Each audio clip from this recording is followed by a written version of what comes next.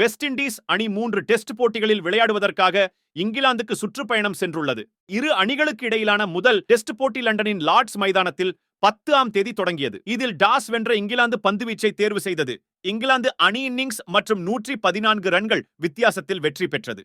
இந்த போட்டியுடன் இங்கிலாந்து அணியின் ஜாம்பவான் James Anderson கிரிக்கெட்டில் இருந்து ஓய்வு பெறுகிறார். இவருக்கு இரு அணி வீரர்களும் பிரியாவிடை கொடுத்தனர். 22 ஆண்டுகளாக இங்கிலாந்து அணிக்காக விளையாடிய அவர் மொத்தமாக 991 விக்கெட்டும், டெஸ்ட் போட்டியில் மட்டும் 188 போட்டிகள் விளையாடி 704 விக்கெட்டுகளை வீழ்த்தியுள்ளார். 32 முறை 5 விக்கெட்டுகளை கைப்பற்றியுள்ளார். டெஸ்ட் கிரிக்கெட்டில் அதிக விக்கெட் வீழ்த்தியவர் பட்டியலில் ஆண்டர்சன் 3ஆம் இடத்தில் உள்ளார். இவரது ஓய்வுக்கு மைதானத்தில் இருந்த ரசிகர்கள் கைத்தட்டி விடை கொடுத்தனர்.